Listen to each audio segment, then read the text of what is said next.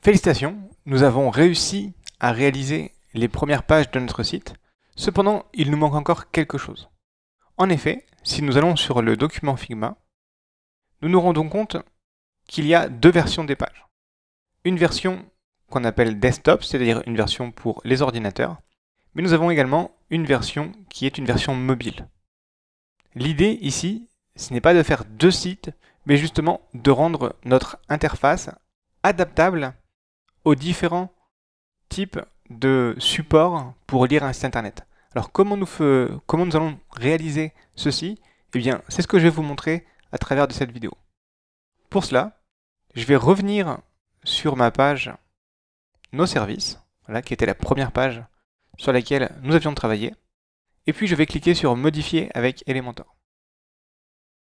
Donc je clique sur Modifier avec Elementor. Alors déjà, je vais faire une chose afin d'éviter cet espace qu'on avait.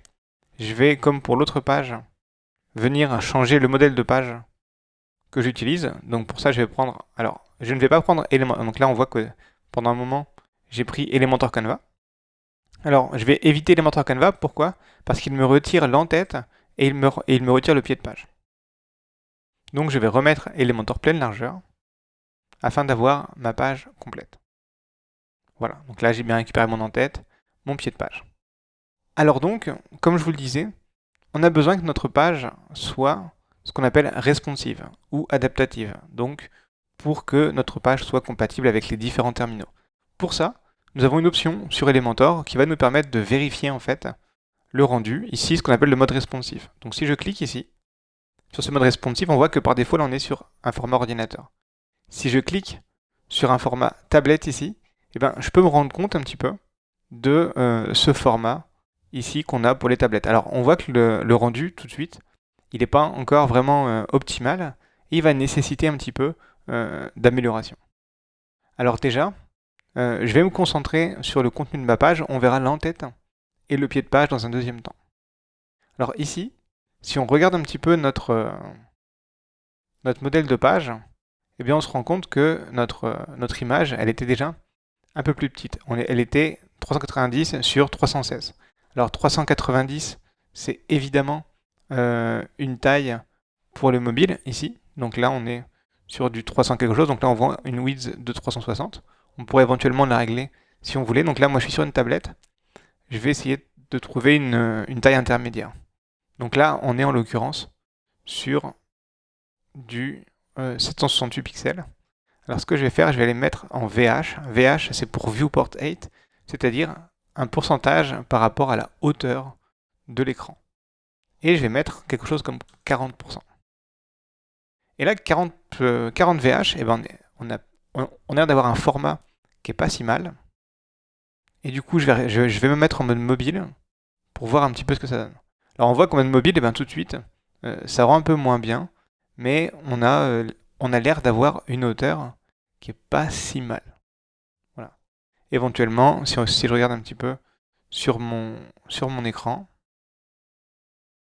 donc là on voit hein, cette taille qui fait 316, donc elle est presque aussi haute que large. Voilà, on a presque un carré. Ici, on pourrait dire on a pas loin d'un carré, on n'est pas si mal que ça. Il va peut-être juste falloir qu'on redimensionne du coup un petit peu les choses. Alors, qu'est-ce qui se passe? On va voir un petit peu. Si je joue sur différents facteurs, voilà, là on voit qu'on ne peut pas trop. Alors là évidemment ensuite il y a la taille des polices qui va, qui va influer, mais on verra ça dans un deuxième temps. Donc pour l'instant je vais laisser mon 40 VH, on n'est pas si mal. Et puis du coup je vais retourner sur mon format de tablette.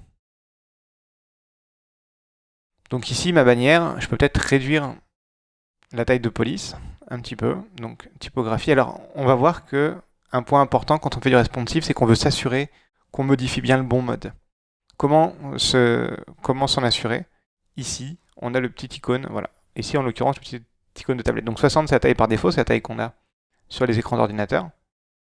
Donc ici, je vais pouvoir peut-être on va mettre 48 pixels pour voir. Je pense qu'on peut même réduire à 40. Voilà, 40, on est pas mal. Pour notre bouton, on va faire la même chose. On va aller voir un petit peu la taille de police. On avait du 30 pixels. Voilà, là je vois que sur du 15 pixels, j'ai déjà quelque chose de pas mal. Voilà, je vais rester sur mon 15 pixels. Ok. Ensuite, ici, sur ma tablette, j'ai deux options. Une première option, c'est garder ici comme je l'ai et juste réduire la taille de police. Donc là, en l'occurrence, on est sur du 35. On pourrait baisser un petit peu, peut-être à 24, la taille de police. Et ici, sur mon texte, on pourrait baisser, pourquoi pas, à 16, la taille de police. Voilà. Là, on voit déjà qu'on a un format un peu plus propre. Voilà. Je pense que pour le format tablette, je vais garder un petit peu ça. Et je vais réduire ici également la police de mon lien pour avoir mon lien sur une seule ligne. Voilà. Mettre du 18. Voilà. 18, on n'est pas si mal. Ok. Donc, qu'est-ce que je vais faire? Je vais venir prendre mes éléments. Je vais copier et je vais coller le style. Voilà. Pareil ici, copier, coller le style. Et finalement, copier et coller le style. Un détail près, c'est qu'on veut que nos textes soient à droite. Donc ici, je vais reprendre mes textes. Et puis, je vais les remettre à droite. Voilà. C'est le seul détail qui va différencier un petit peu nos deux éléments. Voilà. Ici, on est pas mal du tout, je pense, pour mon format tablette.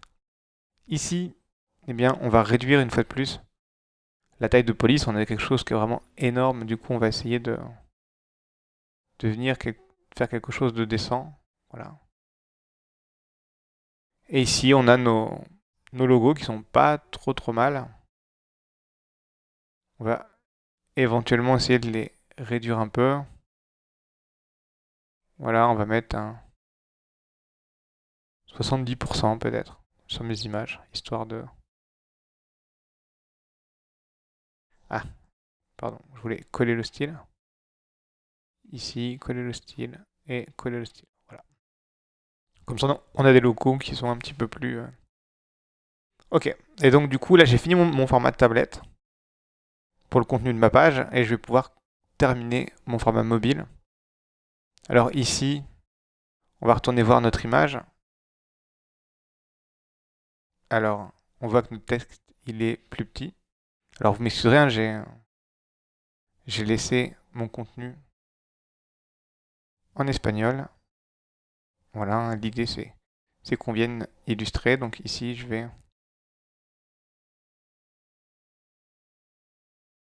réduire un petit peu quand même. Là, il était sur une seule ligne. On peut voir éventuellement la taille de police, même si je pense que je vais certainement revoir à la baisse. Voilà, donc on était sur du 22. En fait, non, voilà, je suis sur du 22 ici, donc on est plutôt pas mal. Sur le bouton, on peut aller faire un tour aussi. Sur le bouton, on est sur du 11 pixels. La taille de police. Donc on va venir changer ça. Voilà. 11 pixels. On peut éventuellement venir baisser les paddings aussi, parce que là, le padding, il commence à être important. Alors, on va regarder ici un petit peu.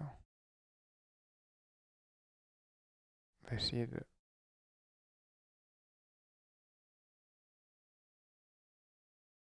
Donc là, c'est les marges internes autour du bouton. Donc ça on s'en fiche, on va laisser par défaut.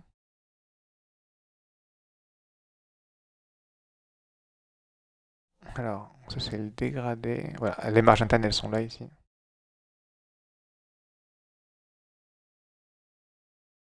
Voilà, peut-être réduire un petit peu comme ça. On peut voir, du coup, on peut réinsister sur notre colonne. Est-ce qu'on va augmenter? Ça n'a pas l'air d'être la bonne solution. A priori, on peut réduire un petit peu si on veut un peu plus de rendu. Ou alors, on va venir chercher le style de l'image. On est sur couvrir ici. On est sur centré, voilà. Donc là, c'est vraiment le format de notre mobile qui rend comme ça. Il faudrait voir sur un téléphone un peu plus grand. Voilà. Le rendu qu'on a. Voilà. Là, on va laisser comme ça. On n'est pas si mal. Ici, par contre, on aura besoin, nous, d'avoir une hauteur de section plus grande. Donc là, c'est pareil, hein, on va venir. Alors, si on regarde un petit peu, donc là, ici, on voit qu'on a déjà un peu d'espace autour. Si on regarde là, on a 15 pixels. Donc, sur notre section en haut, on va venir mettre 15 pixels.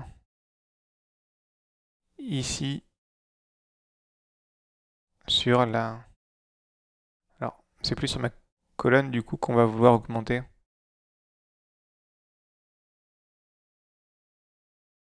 la hauteur. Donc là, ici, on voit qu'on est un petit peu embêté au niveau de notre mise en page. Donc, qu'est-ce qu'on va faire? On va venir chercher ici. On va mettre un espaceur. Voilà, qui va nous permettre de mettre de l'espace ici. Et avancer. En fait, ce qu'on va faire, c'est que notre espaceur, on va, au niveau du responsive, on va le masquer sur ordinateur, le masquer sur tablette. Et il sera présent que sur mobile. Voilà, parce qu'il y a vraiment que là où on en a besoin. Et du coup, je vais pouvoir un petit peu étirer mon image. Je vais la mettre comme ça pour avoir quelque chose de pas trop mal. Alors, j'ai préféré le VH plutôt que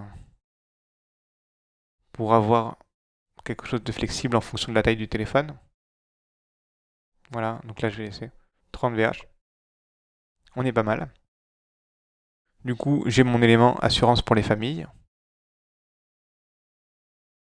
Ici, du coup, donc c'est pareil, si on regarde la maquette, on voit qu'on a l'image qui vient se mettre ici. Donc ici, qu'est-ce que je vais faire? On voit qu'on va pas pouvoir forcément facilement inverser ici. Donc là, on voit comment on fait sur les colonnes. Je peux inverser mes colonnes entre le mobile et en fait que pour le mobile. Voilà, pour le mobile, moi je vais inverser mes colonnes. Comme ça, entre la version normale et la version mobile, on aura quelque chose de différent. Et même principe, je viens remettre un espaceur ici. Voilà. Donc pour le coup, je vais garder le 30 VH, comme pour garder les mêmes proportions par rapport à l'autre image. Je vais retourner sur la partie avancée, mon espaceur. Je veux m'assurer que mon espaceur, en responsive, c'est pareil. On l'est vraiment que sur mobile. Voilà. Ensuite, sur mobile, je vais m'assurer de tout aligner à gauche. Voilà. Donc une fois de plus, chaque fois, on vérifie que l'icône mobile corresponde bien à ce qu'on veut. Voilà. Et puis, pour les assurances partenaires, si on regarde un petit peu ici, alors ici, on n'en voit que 2. Voilà. Donc c'est un choix pour le design.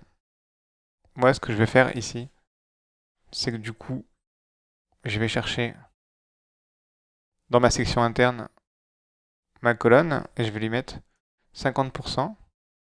Et la colonne suivante ici, je vais lui mettre 50% aussi. Et en fait, ce que je vais faire, c'est que je vais faire pareil pour mes 4 colonnes. Voilà, comme ça en fait, tout simplement, eh bien j'aurai mes 4 logos sur un petit peu moins d'espace. Et donc voilà, on a notre page ici qui est en responsive.